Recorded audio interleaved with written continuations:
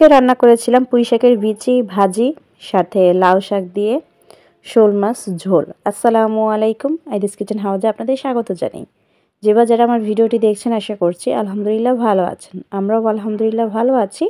তো আমি বরাবরের মতনই ভাজিতে একটু শুকনো মরিচ দিই সুন্দর একটা স্মেল ছড়ানোর জন্য। তারপর শুকনো মরিচ দিয়ে সুন্দর করে একটু ভেজে পেঁয়াজও ভেজে নিয়েছি।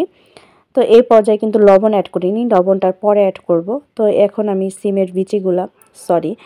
পুঁই শাকের বিচিগুলার সাথে আলু অ্যাড করে দিচ্ছি। বেশ পরিমাণ মতো যা এনেছিল বাজার থেকে সবটাই কেটে ধুয়ে পরিষ্কার করে ভাজি করতে বসিয়ে দিয়েছি, কারণ আমার হাজব্যান্ড এই ভাজিগুলো খুবই পছন্দ করে।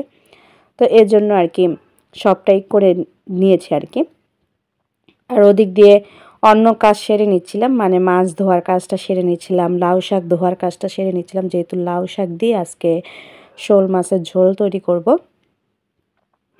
আর এখানে একটা ভুল করে ফেলেছি, আজকে লবণটা খুবই তাড়াতাড়ি দিয়ে ফেলেছি, কারণ আমি একটু আলু ভাজি করতে গেলে লবণটা শেষ পর্যায়ে দিই, নামানোর আগ দিয়ে। তো আজকে তাড়াতাড়ি দিয়ে দিয়েছি, তারপর দেখি যে সব আলু গলে গিয়েছে বা মেশ হয়ে গিয়েছে, মানে ভাজির সাথে পুরোপুরি মিশে গিয়েছে, আলুর কোনো অস্তিত্বই খুঁজে পাওয়া যায় না। তো যাই হোক, কি আর করার, ভুল যেহেতু করেই ফেলেছি, এই নিয়ে রান্না সেরে নিলাম।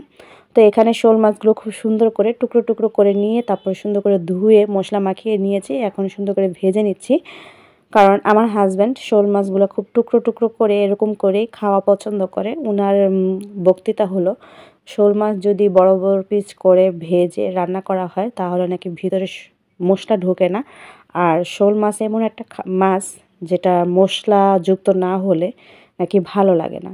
তো যাই হোক, আমি তো আর অত ভালো মন্দ বুঝি না, আমাকে যেভাবে রান্না করতে বলে আমি সেভাবেই রান্না করি। আমি অবশ্যই এখনও কোনো ভালো মন্দ বা আগে পিছে কী হতে পারে, কী করলে কী হবে, এত কিছু বুঝি না, আর এত মাথা ঘামাইও না।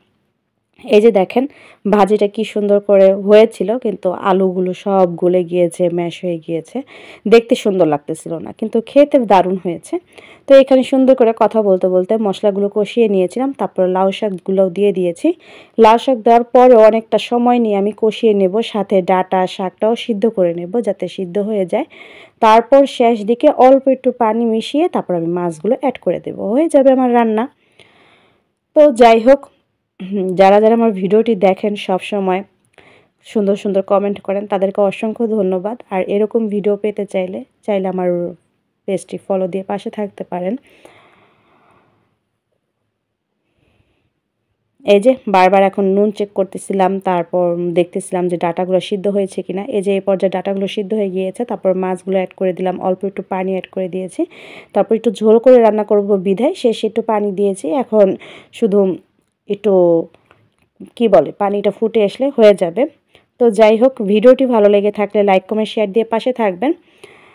আজকে এ পর্যন্তই। আসসালামু আলাইকুম। আমার রান্না কিন্তু হয়ে গিয়েছে।